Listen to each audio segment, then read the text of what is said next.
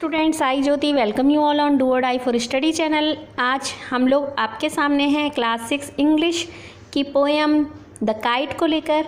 इसके पहले हमने एक्सप्लेनेशन का वीडियो डाल दिया है। अगर आपने वो नहीं देखा है तो आपको उसका लिंक डिस्क्रिप्शन बॉक्स में मिल जाएगा, आप वहाँ से जाकर देख सकते हैं। Let's start. Give meaning to the following words.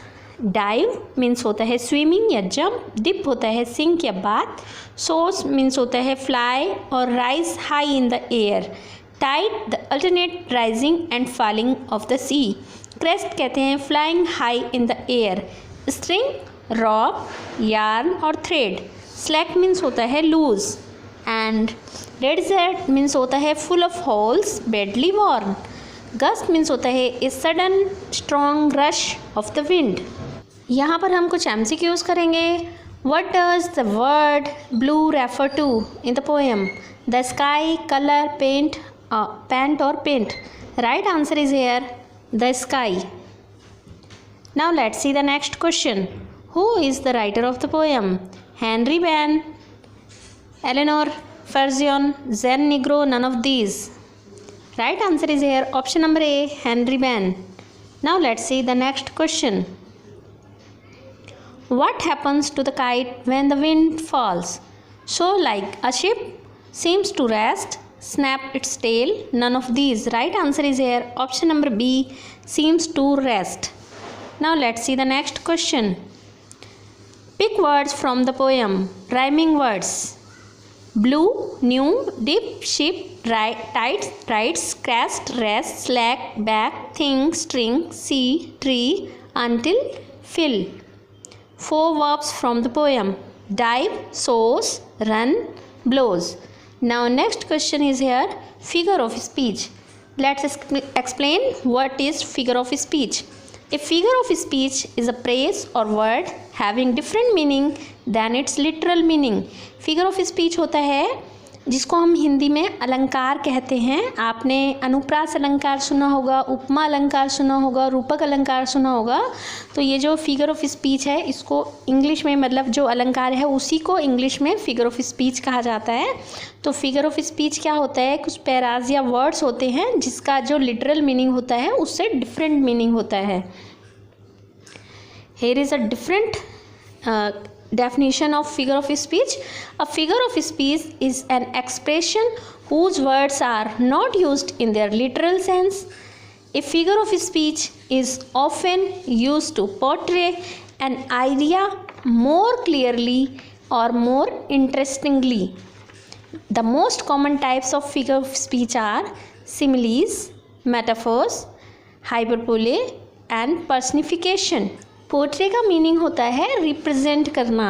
एक आइडिया है फिगर ऑफ स्पीच जिसको और क्लियरली और इंटरेस्टिंग वे में उन वर्ड्स का यूज़ किया जाता है ताकि पोएम और इंटरेस्टिंग हो सके।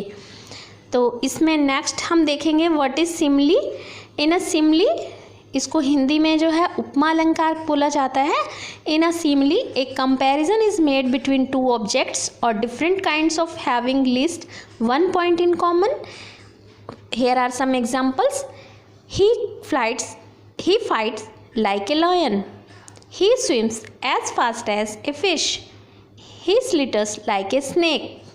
देखिए इसमें जो पहचान करने की वर्ड्स होते हैं वो होता है like, as and so। तो इसमें आप उसको पहचान कर सकते हैं कि हम इसमें हिंदी का मीनिंग अगर देखें कि ही फ्लाइट्स लाइक ए लॉयन, तो इसका मतलब है कि वो लॉयन की तरह, शेर की तरह लड़ता है, शेर की तरह। लेकिन नेक्स्ट जो है वो है मेटाफोर। मेटाफोर में क्या होता है, he fought as fiercely as a lion, he was a lion in the fight. वो जो लॉयन था लड़ाई में वो बिल्कुल शेर की तरह नहीं, वो शेर ही था लड़ाई में। तो शेर की तरह होना तो सिमली होता है, लेकिन शेर होना इज़ अ मेटाफर। उसको हिंदी में रूपक अलंकार बोलते हैं। A metaphor is an implied simile. It does not, like a simile, state that one thing another or acts as another, but takes that for granted and proceed as two things were not. Thus, when we say he fought as fiercely as a lion, it is simile. यहाँ पर आपको वैसे भी बताया, अगर as word आप देखेंगे तो उसको आप सिमली करेंगे, बट व्हेन वी से ही was a lion in the fight, it is a metaphor. यहाँ पर रूपक अलंकार है। दस वी से he fought as a lion, it is simile, but when we say he was a lion in the fight, it is metaphor. Clear? Now here are some examples. The camel is ship of desert. जो camel है वो desert का ship है, not like a ship, ship की तरह नहीं है, वो शिप है। Life is a dream, life जो है वो सपना है, स्वप्न है, तो सपने की तरह नहीं है। जब सपने की तरह होगा तो सिमली होगा, लेकिन सपना है तो मेटाफर होगा। This news was a dagger to his heart. Video अच्छी लगी है तो इसको लाइक ज़रूर कर दें, फ्रेंड्स में ज़्यादा से ज़्यादा शेयर करें, और जो लोग चैनल पर नए हैं तो चैनल को सब्सक्राइब ज़रूर कर दें। Thanks for watching.